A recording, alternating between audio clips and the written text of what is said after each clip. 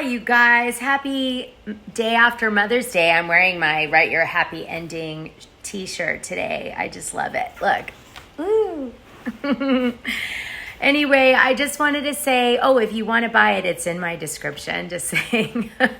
All right. I have a lot to discuss with you. It's been a few days. Let's talk about Real Housewives of Orange County. Ooh, and I got some really crazy Kim gossip sent to me, but I'm not sure I feel about it yet. So I'll let you know in a few days if I'm going to release it. I want to validate some things first. So first of all, I had a bunch of people DMing me that Teddi Mellencamp and Tamra Judge were having a feud. So of course I tried to get to the bottom of it, and it turned out it was false. So that gossip, my friends, is false if you've heard it.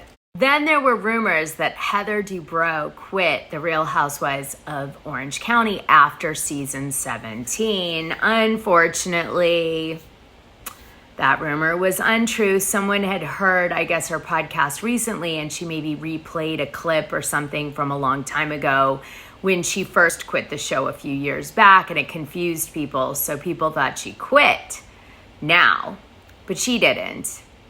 Now, I'm not a Heather Dubrow fan. I don't like her. I tend to take the view that Jeff Lewis takes on this subject matter on her as a person. So I would have been thrilled if she'd quit. That's just my truth. I have to share it.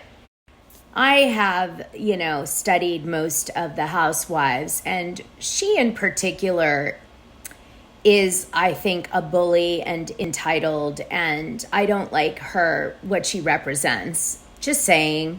So I did comment when the gossip came out. This was the post that was misunderstood. If any of you have had a positive encounter with Heather Dubrow off camera, please tell me. I'm going to stay open-minded, but at the moment, all the things I've heard about her has been total crap from people that have come in contact with her. So I would love to hear an alternative view.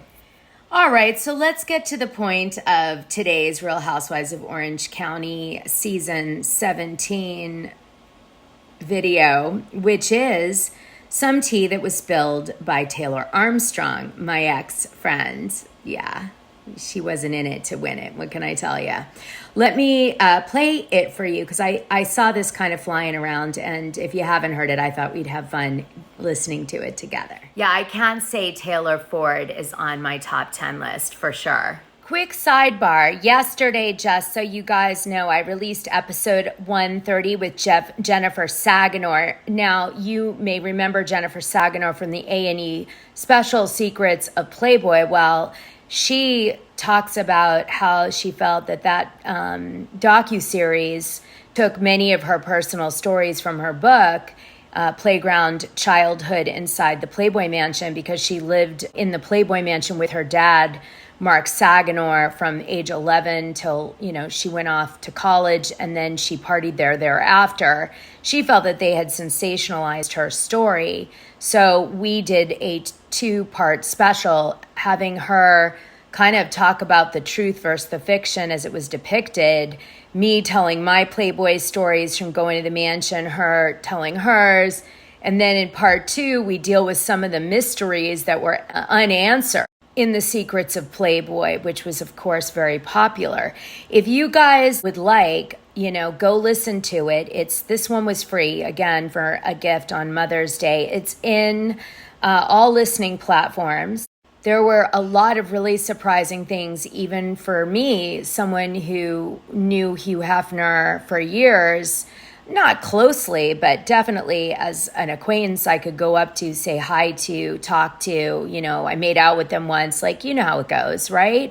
So I was surprised by some of the things that she learned from being in his inner circle, like the orgies and stuff. So anyway, just a sidebar, great interview.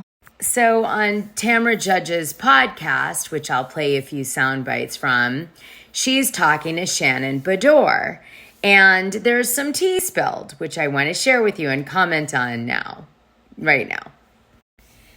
Tamra Judge accused Shannon Beador of not speaking to her when she got fired off the show. Basically, Shannon pretended to be her friend while she was on the show. When she got fired, Shannon didn't see a reason to stay friends with her.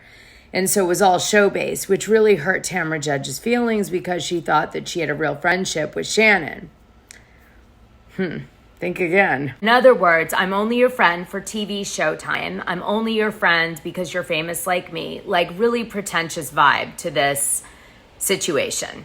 So anyway, on the show, Shannon's like, I'm so excited that we worked through all our problems basically this season and now we're friends again. But I mean, are they? Or really, is it that Shannon is friends with her again because she's back on the show, right?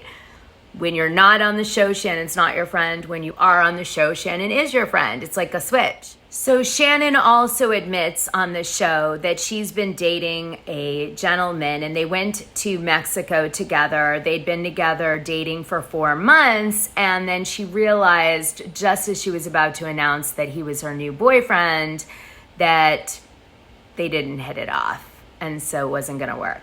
So I was trying to figure out who the guy was she was dating. They didn't have any sex or really any affection towards each other, so I don't know how this was dating, but needless to say, and it went on for 4 months, but they do, I think Taylor actually leaks his name, and they either edit it out or you can hear it. It sounds like Lester. Anybody know what Lester and OC? When you went in the koozie when Tam jumped in and broke her foot with laser, did you have Spanx on? Yes. Did you ever not have Spanx on? You might see me in Spanx doing something. Well, maybe the reason you and never had sex is because you had to fight through all I don't those need Spanx. them. No, I didn't. You're not. Oh, they cut it out. When I went She on a wears date. 5 pairs. When I would go. Okay, and thanks for saying his name. Sorry. The only hint they left in, it does sound like they cut it out, was roll. It sounds like roll. Raul? Maybe Raul. Also, Shannon Bador was asked to go on Real Housewives Ultimate Girls Trip, Thailand. But they only asked her a week before they were shooting, and it wasn't enough time for her to go because she had another trip planned, so she had to pass. But she's hoping to be asked again in the future. And she, of course, then asked Teddy Mellencamp, who was also involved with this interview, whether or not Teddy had been asked to be on Real Housewives of Ultimate Girls Trip. And I bet you can't guess what her answer was. Well, if you guess that no, she has not been asked to be on Real Housewives of Ultimate Girls Trip, you are correct, ding, ding, ding. But then she said, I really want to do Real Housewives of Ultimate Girls Trip. Maybe we should pray for Teddy. Oh, baby. Did I love this part.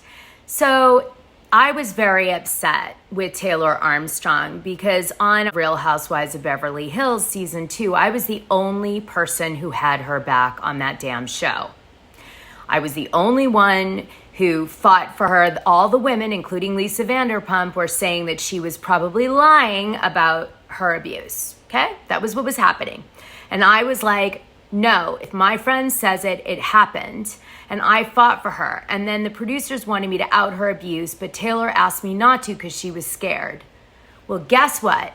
Okay?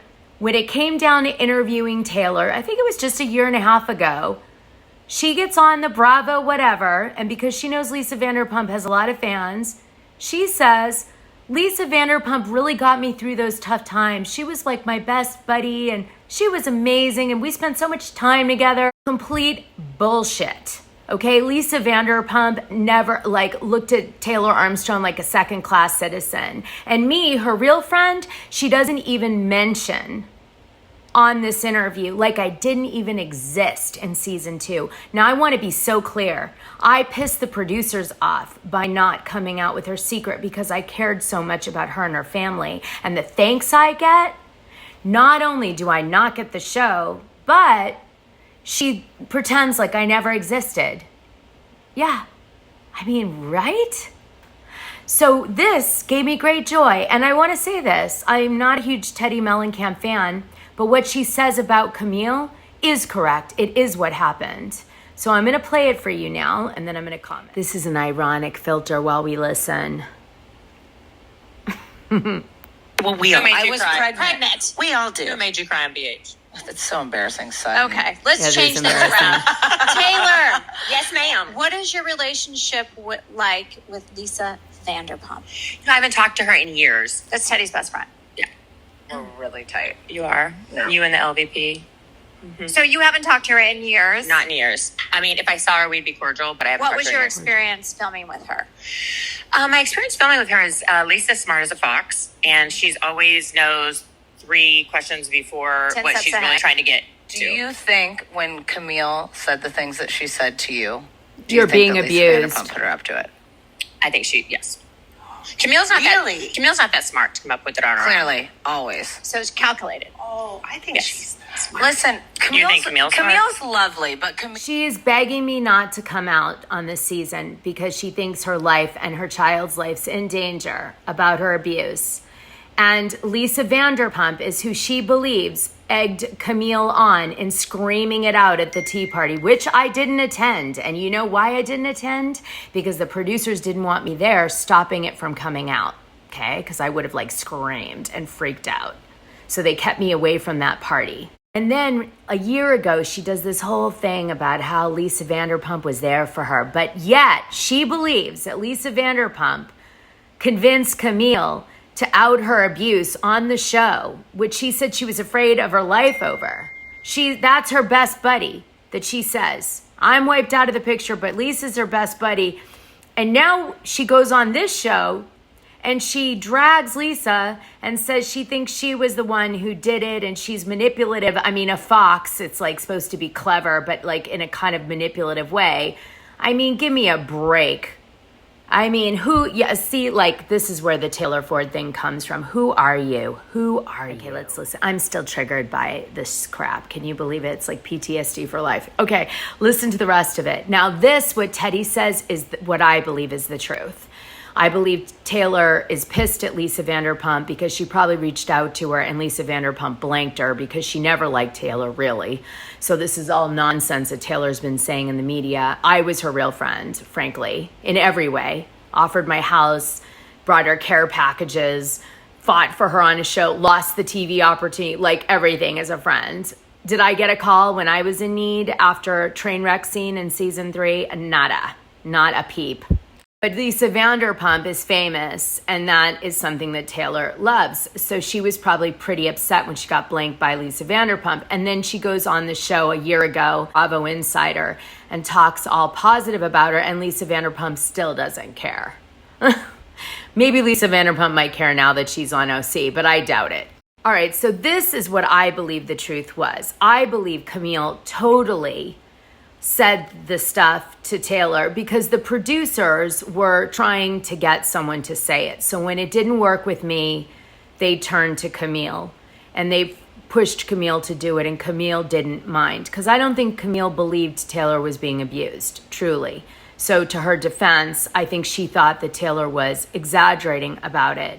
Now, I, of course, was close with Russell and Taylor, closer than Camille was. Camille didn't really know Taylor that well. So I had a different viewpoint, and I trusted everything Taylor said to me. No one will do anything to get the paycheck last minute because I saw Camille recently. I filmed one time. I saw her, and I realized that the camera wasn't following her, so I was like, I'm not going to Teddy's so I well. waste my time with this shit. I got to get over to some other people. You But I still looked won't at get on her, the show, and Teddy, there was even this with you moment follow where I the just camera, went, honey. Oh, hell, Camille. And we laughed and gave each other a hug. But there was that moment of just, I really feel like she does what she feels like she has to do to be on the show at any particular time, which is why I always had a problem with her. Listen, if you truly think I'm an asshole, if you truly think that I was mean to your kid, if you truly think I'm this person, be that way to me all of the time. Right. Don't just be that way to me on camera. Oh, yeah, Camille's famous for this. So Teddy's not wrong. Camille will be so nice to you off camera and to your, talk to you on the phone and everything. And then she's like, I don't like that girl, or, she's pretends to have money, but she doesn't, all this really shady stuff in her confessionals, but to your face, never. I'd say if I ever film with Camille again, I would be doing the same thing to her back. Like, I'd be like, oh my God, it's so good to see you. And then I'd be like, oh my gosh, Camille, have you ever seen the website ImetDavidMayer.com? Isn't that your husband? For those of you who aren't watching and listening only, it says, but according to Page 6 investigation from April 2019, a website named ImetDavidMayer.com has been established for the victims of David Mayer, according to the magazine. The website was made to have Mayer's license revoked because he defended Troy Stratos, a con artist. The latter defrauded clients out of $43 million and is currently doing time in jail. All's fair in love and war. And Bravo. Okay. But I will disagree with you about one thing. You said she does it all at the last minute for the paycheck. She was on BH with no paycheck forever. Like, she was doing that shit for free. Fine fame. Exactly. She doesn't need the paycheck. Who was your least favorite person to work with on Beverly Hills? You know, God bless her, but Kim Richards. So then Taylor goes on and says she can't stand Kim Richards because she would stress her out so much. But the truth is, Kim Richards came for Taylor. That's why she doesn't like her. Listen to this. And I'll never forget it. The day that Camille outed my abuse, I was standing straight across from me with his little monitor. And the minute she said it, I'm staring at him with a blank stare. And he was the only person I could look at. I couldn't even look. I was in such shock, but it was just him the whole time. And I just will never forget his face in that moment. Did you have any idea that it was coming? No idea. I never thought anyone would say it out loud. I don't know if you're aware of this, and I don't want to bring this down, but the 911 phone call that you made is all over Twitter, is all over TikTok. And you hear there's a guy speaking to the cops. It was maybe Russell's business partner or somebody. No, it's the guy who came to protect me. He was a world championship kickboxer. I took him with me. And you were there, and Kennedy was with you as well. It is. I just, for the first time ever, listened to it the other day, and you are hysterically crying. Did you know that? I knew it was public right after it happened. For some reason, they're all public. The four women do have a nice, meaningful conversation towards the end of the show about how each of them have dated men that were either verbally abusive or physically abusive. You know, it's now, unfortunately, so it's like every woman, you know, you meet has had this kind of relationship problem of some sort at one point or another. Shannon is not back with John, by the way. All that gossip was untrue. She just ran into him and they took a photo. It wasn't that they were dating again. Now, that said, Shannon has been inviting him to things. She took him to the Family Feud event. So is she really over him? I don't think so. I think she's hoping that he'll come back to her, but I don't think she should. I mean, he doesn't seem like he really was that into her, right? What's that saying? He's just not that into you. You may remember back when BravoCon 2023 happened that Tamra Judge said that Jen Shah had crashed BravoCon and was like all up in her room and saying things to Tamra like she wasn't going to jail and all this stuff and trying to use her makeup and this and that. So Taylor tells her version of events that night because Jen was in Taylor's room too. So here's the story. Here. Like, she was kind of banned from BravoCon. She wasn't. Remember, she got escorted out of at the party after the... Yeah. And then she had an entourage. And so my room was next door to yours. And the next thing I know, she's in my room. And she's plotting out how she's going to sleep in my room. Because she was like, she's have a hotel room. No, she had no hotel room. Where was her entourage? She had like 3 guys with her, and so the jeweler, the therapist, and the security guard. Yeah. Wait, and they all 4 wanted to sleep? Yes. In your room? So they're like, one of us can sleep on the banquette. Like, she only has threesomes with women, right? And Jen's like, I can sleep in your bed with you, and I'm like, I don't know you. I have no idea who you are. Why are you in my room? Right? It was so bizarre. And so then I was changing into a jumpsuit to wear over to BravoCon, and I was getting with her pissed because she wouldn't get the hell out of my room with all of her friends. And I just happened to say, this jumpsuit looks a lot cuter on me than the one you're about to be wearing. Oh. That was good. By the way, we just saw her. Right, it's in beige. Great addition you are to this season of Real Housewives of Orange County. I think what she needs to do with her new outfit is belt it. I don't think they have belts in jail. I don't think you can belt because then you might be able to hurt somebody. Yeah. Well, she did have accessories on, though, I noticed, in the yard. Yeah, she had sunglasses. She earrings.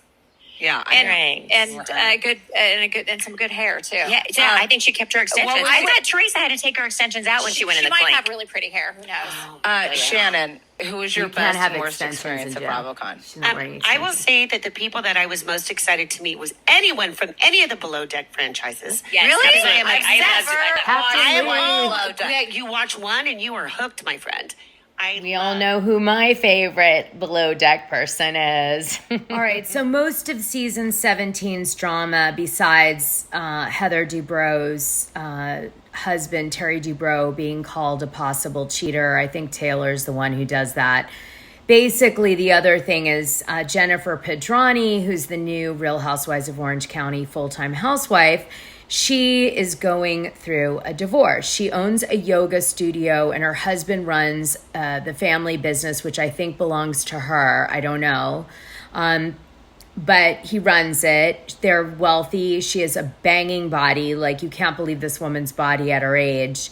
She has 5 children. She adopts animals and children. She's an advocate for foster care. She allegedly cheated on her husband with a trainer from Cut Gym that Tamra knows. His name's Ryan. And it came out, I guess, during filming, and her husband divorced her. And that's going to be the drama on the show.